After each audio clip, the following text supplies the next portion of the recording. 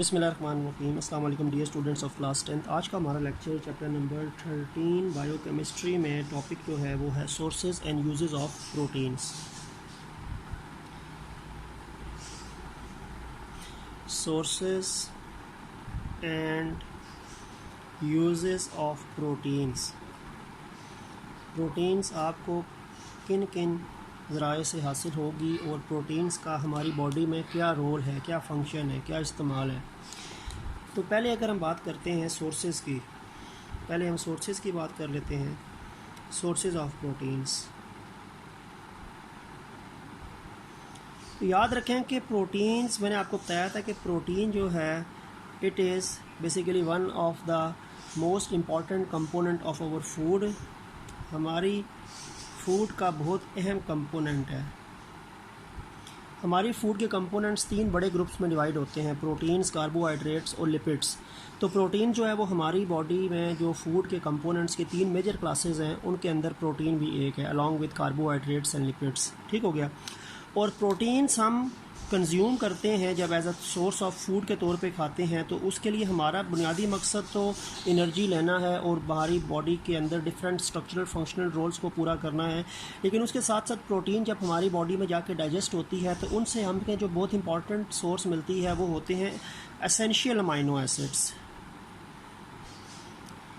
Essential amino acids, ठीक है, क्योंकि प्रोटीन के बिल्डिंग ब्लॉक्स तो आपको पता है कि अमाइनो एसिड्स हैं ना, और अमाइनो एसिड्स की 20 इकसाम है और 10 इकसाम जो है वो नॉन एसेंशियल है, वो हमारी बॉडी में ख़ुद प्रोड्यूस होते हैं। लेकिन जो 10 अमाइनो एसिड्स की इकसाम है वो हमारी बॉडी में प्रोड्यूस नहीं होती, उन्हें हमें फूड के ज़रिए लेना पड़ता है। तो हमारी बॉडी की जो एसेंशियल अमाइनो एसिड्स की नीड होती हैं वो हमें एज आ फूड के तौर पे प्रोटीन को कंज्यूम करते हैं, तो वो हमारी रिक्वायरमेंट्स पूरी होती हैं एसेंशियल अमाइनो एसिड्स की। ठीक हो गया। अब प्रोटीन की जो सोर्सेज हैं, सोर्सेज जो हैं किसकी बेटा, प्रोटीन की, उसको हम कह सकते हैं कि उसमें कौन कौन सी चीज़ें आ सकती हैं। प्रोटीन की सोर्सेज को अगर हमने अपनी बॉडी में फूड के तौर पे लेके आना है तो हमें कौन कौन सी सोर्स यूज़ करनी पड़ती है। मीट, गोश्त, बेशक वो रेड मीट है, बीफ है या मटन है, या वो वाइट मीट है यानी फ़िश है या चिकन है। तो गोश्त की कोई भी किस्म है, रेड मीट, बीफ, मटन और वाइट मीट, चिकन और जो दूसरा फ़िश है, मीट के अंदर आपको प्रोटीन जो है वो मिलेगी। ठीक है, तो मीट में प्रोटीन मौजूद है। और फिर इसी तरह उसने फ़िश भी मेंशन किया है आपकी बुक में, फ़िश भी जो है वो भी मीट की, वाइट मीट के अंदर जो है वो आती है। ठीक हो गया। इसके अलावा एग्ज़, अंडे के अंदर भी जो सफ़ेदी होती है ना वो प्रोटीन होती है। ठीक है, जो जर्दी होती है वो चिकनाई होती है, लिपिड्स, लेकिन जो सफ़ेदी होती है वो प्रोटीन है। इसके अलावा मिल्क, दूध के अंदर प्रोटीन होती है। दूध एक बैलेंस डाइट है, तो दूध में प्रोटीन, कार्बोहाइड्रेट्स, लिपिड्स हर चीज़ होती है। तो बात यह है कि मिल्क में भी प्रोटीन मौजूद होती है। ठीक है, और मिल्क, अगर मिल्क में प्रोटीन मौजूद है ना, तो मिल्क से बनने वाली जितनी भी डेयरी प्रोडक्ट्स होंगी, डेयरी प्रोडक्ट्स जितनी भी होंगी उनमें भी प्रोटीन मौजूद है। ठीक है, जैसे कि मिल्क जो है, मिल्क से आपको पता है कि बटर बनता है, तो बटर में भी जारी बात है मिल्क ही वो प्रोडक्ट है ना, उसमें भी ये होगी। पनीर बनता है, चीज़, उसमें भी ये मौजूद होगी। ठीक हो गया। तो ये आपको मिल्क और डेयरी प्रोडक्ट्स, इनके अंदर भी आपको प्रोटीन जो है वो मिलेंगी। ठीक हो गया। तो मीट है, फ़िश है, एग्स हैं, मिल्क है, ये जो सारी की सारी सोर्सेज मैंने आपको लिख के दिखाई हैं ना, ये वाली जो सोर्सेज मैंने आपको लिख के बताई हैं, ये कौन सी सोर्सेज हैं, ये एनिमल सोर्सेज हैं प्रोटीन की। These are the animal sources of proteins. ये प्रोटीन की सोर्सेज जो एनिमल से हासिल होती हैं। दूध एनिमल से हासिल होता है। ठीक है, एग्स वो जो आप कह सकते हैं कि मुर्गी है, तो वो भी एनिमल कैटेगरी में आती है। फ़िश भी एनिमल्स में आता है। मीट तो आता ही एनिमल्स का ही मीट होता है जो हम खाते हैं। तो ये एनिमल सोर्सेज ऑफ प्रोटीन है। ठीक हो गया। अच्छा, अब मैं आपको बताता हूँ plant sources of protein. Plant sources of proteins, plant से भी आपको प्रोटीन्स हासिल होती है। ठीक हो गया। तो प्लांट सोर्सेज ऑफ प्रोटीन जो है उसमें जो पल्सेस होती हैं, दालें, दालों में पल्सेस में बेतहाशा प्रोटीन होती है। ठीक है, और बीन्स, ये जो लोबिया होता है, लोबिया वगैरह जो है ये बीन्स कहलाता है। तो पल्सेस हो गया, ठीक हो गया, और बीन्स हो गया। ये दो बड़ी सोर्सेज जो हैं ये किसकी हैं? ये प्लांट प्रोटीन्स की हैं। और ये जो सोर्सेज मैंने लिखी हैं ये एनिमल प्रोटीन्स की जो हैं वो सोर्सेज आपके सामने जो है वो मेंशन हो गई हैं। तो प्रोटीन को जब भी आपने हासिल करना होगा तो आपको इन चीज़ों को अपनी बॉडी में कंज्यूम करना होगा as a source of food, और ये आपकी बॉडी में प्रोटीन और साथ जो एसेंशियल अमीनो एसिड्स हैं उनकी रिक्वायरमेंट्स को पूरा कर देंगे। ठीक हो गया। अब आते हैं हम जी यूजेस ऑफ प्रोटीन्स। ये तो सोर्सेज थी, अब प्रोटीन के क्या क्या यूजेस हैं, यूजेस ऑफ प्रोटीन्स।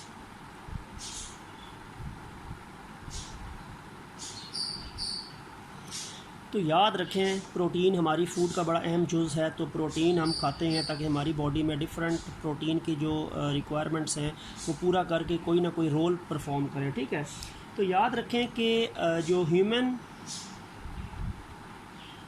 बीइंग्स होते हैं, तो ह्यूमन्स के जो ह्यूमन बॉडी होती है, इस ह्यूमन बॉडी की जो मैक्सिमम या मोस्ट ऑफ द ग्रोथ होती है, ह्यूमन बॉडी की जो मोस्ट ऑफ द ग्रोथ होती है ये बेसिकली होती है first 2 years of it's life. पहले 2 साल जो होते हैं, जैसे एक बच्चा पैदा होगा तो उसके जो ज़िंदगी के पहले 2 साल होंगे उसमें उसकी बॉडी की मैक्सिमम ग्रोथ जो होती है वो अचीव होती है। ठीक है, और इस मैक्सिमम ग्रोथ पीरियड में जो पहले 2 साल होते हैं ह्यूमन बॉडी की ग्रोथ के, बच्चे के जो पैदाइश के बाद जो पहले 2 साल होते हैं, इस टाइम जो बच्चे को जो बहुत इम्पॉर्टेंट आप कह सकते हैं डाइट दी जाती है वो प्रोटीन रिच डाइट होती है। वो प्रोटीन रिच डाइट होती है पहले 2 सालों में जो बच्चे को दी जाती है, क्योंकि प्रोटीन जो है ये आपकी बॉडी की ग्रोथ के लिए बड़ी ज़रूरी है। ये बॉडी की ग्रोथ के लिए बड़ी ज़रूरी है, और वो ग्रोथ दोनों तरीके से हो सकती है। वो फिज़िकल ग्रोथ भी हो सकती है और वो मेंटल ग्रोथ भी हो सकती है। जिस्मानी और ज़हनी दोनों तरह के नशोनुमा हो सकती है। तो अगर इंसान की ज़िंदगी के पहले 2 साल में उसको प्रोटीन प्रॉपर नहीं मिलेगी तो वो जिस्मानी और जहनी दोनों तौर पे जो होगा वो कमज़ोर होगा, वो फिज़िकली और मेंटली रिटार्डेड बच्चा होगा।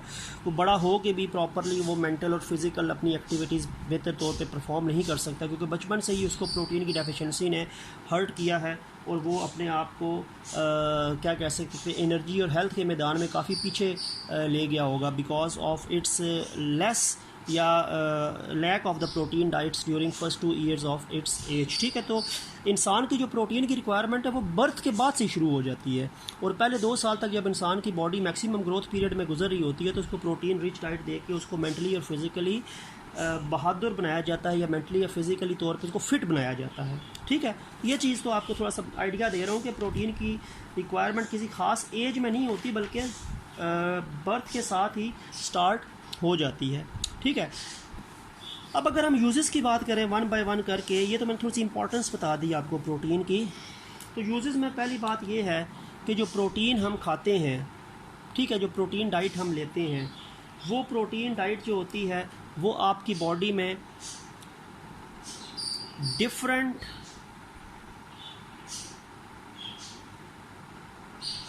स्ट्रक्चर्स जो होते हैं उनको बनाती है।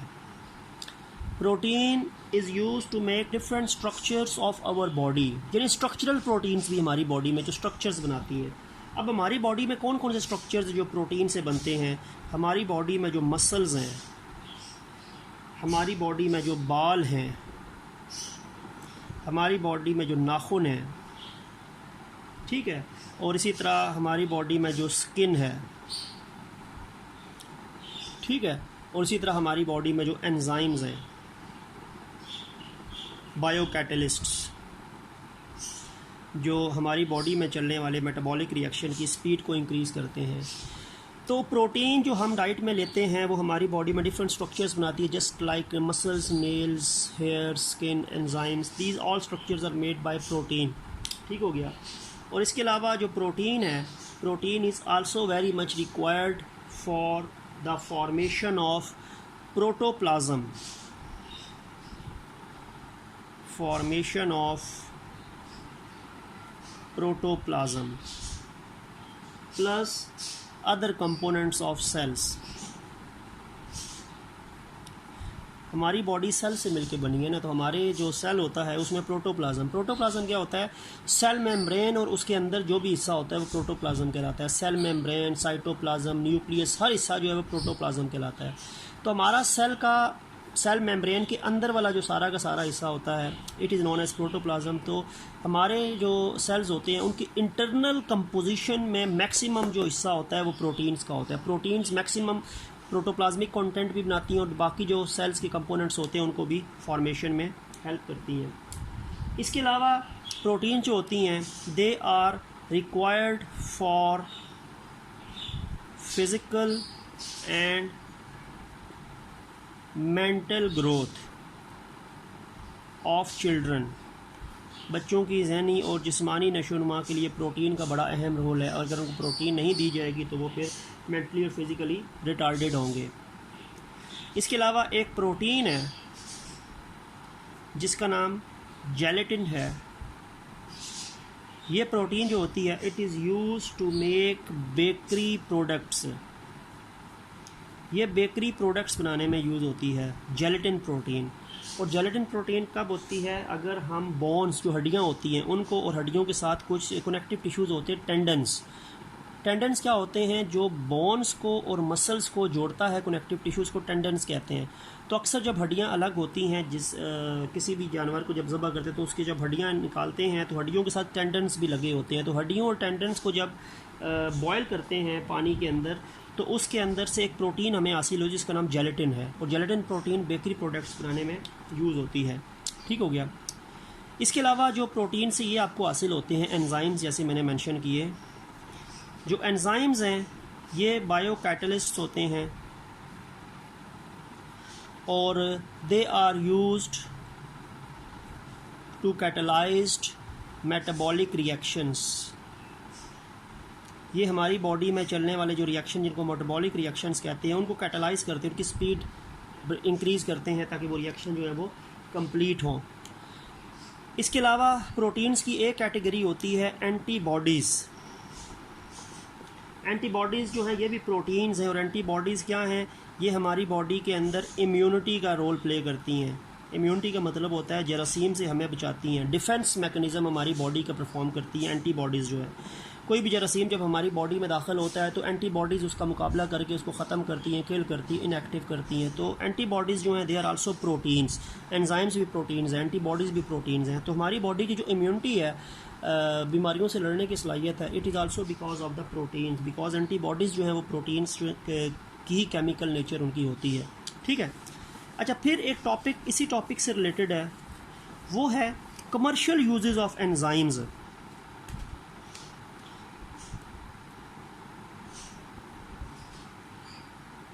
Commercial uses of enzymes. Enzymes वही मैंने बताया था कि ये प्रोटीन इन नेचर होते हैं, और एंजाइम्स हमारी बॉडी के मेटाबॉलिक रिएक्शन को इंक्रीज़ करते हैं, स्पीड को कैटलाइज करते हैं। लेकिन अब एंजाइम्स को कमर्शियली भी यूज़ किया जाता है। इन एंजाइम के कमर्शियली भी यूजेस हैं। ठीक है, वो तो मेटाबॉलिक रिएक्शन को कैटलाइज करने वाले एंजाइम्स हैं जो हमारी बॉडी में होते हैं, लेकिन इन एंजाइम्स को कमर्शियली भी यूज़ किया जाता है डिफरेंट प्रोडक्ट्स बनाने में, डिफरेंट इंडस्ट्रियल प्रोडक्ट्स बनाने में, डिफरेंट यूज़फुल प्रोडक्ट्स बनाने में। ठीक है, क्योंकि जब एंजाइम का रोल पता चल जाता है तो उन एंजाइम को फिर कमर्शियली भी यूज़ किया जा सकता है। इसमें आपके पास तकरीबन 4 पॉइंट्स बनते हैं। एक एंजाइम है, ठीक है, जिसका नाम है डायस्टेज, DIASTASE, डायस्टेज। ठीक हो गया। अब ये जो एंजाइम डायस्टेज है, इसी तरह एक और एंजाइम है इनवर्टेज, और एक एंजाइम है जाइमेज। अब ये 3 एंजाइम्स हैं। पहले पॉइंट में हमने 3 एंजाइम्स की बात करनी है। ये तीनों एंजाइम्स जो हैं, these enzymes are used in fermentation process। ये fermentation में यूज़ होता है। they are used in the fermentation of molasses and starch to make ethanol। Ethanol alcohol की एक कैटेगरी है और ये सॉल्वेंट भी है। एथेनॉल बनाने में मोलेसिस और स्टार्च की फर्मेंटेशन होती है, और मोलेसिस और स्टार्च की, ये मोलेसिस और स्टार्च जो हैं ये कार्बोहाइड्रेट्स हैं। तो मोलेसिस और स्टार्च की फर्मेंटेशन के बाद एथनॉल बनता है जो एक नॉन पोलर सॉल्वेंट है और अल्कोहल है, और इंडस्ट्री में बड़ा इंपॉर्टेंट प्रोडक्ट है। तो इसको फर्मेंटेशन से इसमें कन्वर्ट करने में इन 3 एंजाइम्स का रोल है। तो इंडस्ट्री के अंदर एथनॉल जब भी बनेगा तो ये 3 एंजाइम्स जो होंगे वो मोलेसिस और स्टार्च की फर्मेंटेशन से इसको एथनॉल में कन्वर्ट करेंगे, ठीक है।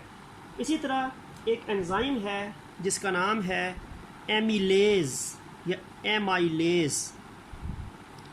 एमाइलेज या एमिलेज एंजाइम जो होता है, it is used in bread making, double रोटी बनाने में। ये डबल रोटी बनती है बेकरीज़ में, या एक इंडस्ट्री है बेसिकली बेकिंग इंडस्ट्री होती है जहाँ पे ये डबल रोटी बनती है। तो डबल रोटी बनाने में एमिलेज एंजाइम का जो है वो रोल है, ठीक है। इसी तरह एक एंजाइम होता है जिसको हम कहते हैं प्रोटीएजेस, प्रोटीएज, और एक और एंजाइम इसके साथ होता है जिसका नाम होता है एमाइलेज, जिसका नाम अभी ऊपर भी आया है, ठीक है। अब जो प्रोटीएजेस और एमिलेजेस एंजाइम्स जो होते हैं, these enzymes are use to make detergents. ये डिटर्जेंट्स में यूज़ होते हैं, वॉशिंग पाउडर में यूज़ होते हैं, ताकि हमारे कपड़ों के ऊपर जो धब्बे हैं, दाग हैं, वो हटें। एमिलेज जो है ना, ये कार्बोहाइड्रेट्स को ख़त्म करता है, डाइजेस्ट करता है, और प्रोटीएज प्रोटीन को डाइजेस्ट करता है। तो प्रोटीएज प्रोटीन की डाइजेशन में होता है, एमिलेज जो है वो कार्बोहाइड्रेट की डाइजेशन में होता है। और अक्सर जब हम खाना खाते हैं तो अगर खाने के कुछ ज़रात हमारे कपड़ों पे गिरते हैं तो सारी बात उसमें प्रोटीन भी है, कार्बोहाइड्रेट्स भी हैं, लिपिड्स भी हैं। तो उसमें हम एंजाइम यूज़ करेंगे जो हमारे कपड़े के ऊपर से उन धब्बों को, कार्बोहाइड्रेट या प्रोटीन के धब्बों को रिलीज़ करके साफ़ करेंगे, वॉशिंग का रोल प्ले करेंगे। तो डिटर्जेंट्स के अंदर प्रोटीएज प्रोटीन डाइजेस्टिंग एंजाइम भी होता है, और एमिलेज कार्बोहाइड्रेट डाइजेस्टिंग एंजाइम भी होता है। They are use to clean the dirt spots of our clothes, ठीक हो गया। और एक और एंजाइम है जिसका नाम है लैक्टेज।